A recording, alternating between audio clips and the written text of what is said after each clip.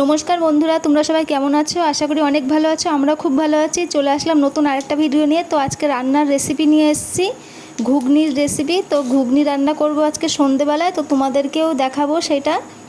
তো প্রথমে তেল দিয়ে দিয়েছি কড়াইতে। তেল দেওয়ার পরে তারপরে এলাচ, লবঙ্গ, দারচিনি, গোটা জিরে আর একটা শুকনো লঙ্কা ফোড়ন দিয়ে দিয়েছি। তেলের পরে দেওয়া হয়ে গেছে।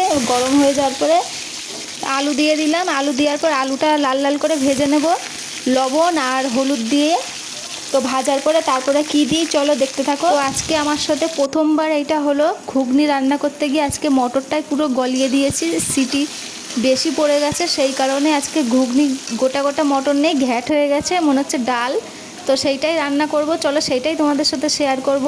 আমার আলুটা ভাজা হয়ে গেছে। তো এবার মশলা দিয়ে দেবো। এর মধ্যে আদা, রসুন, পেঁয়াজ সব অল্প অল্প আছে পরিমাণে।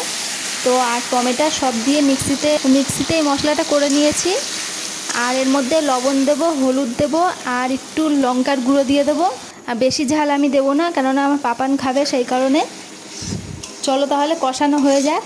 তারপরে এর মধ্যে আরেকটা জিনিস দিয়ে দেবো, এই যে সেই জিনিসটা, মাংসর তেল, খাসির তেল দিয়ে দেবো এর মধ্যে।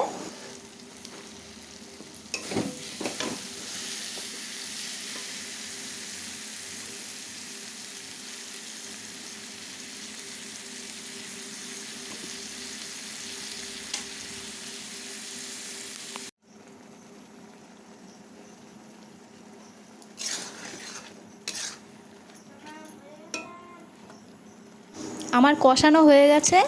এবার এর মধ্যে মটরটা ঢেলে দেবো।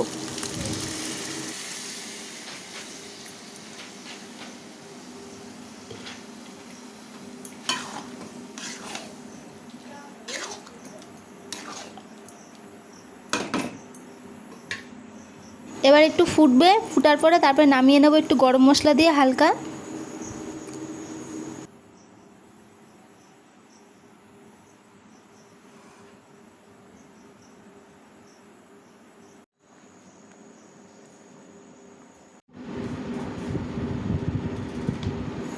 তো আমার ঘুগনি পুরো রেডি হয়ে গেছে। তো পাপানের জন্যও নিয়ে আসলাম।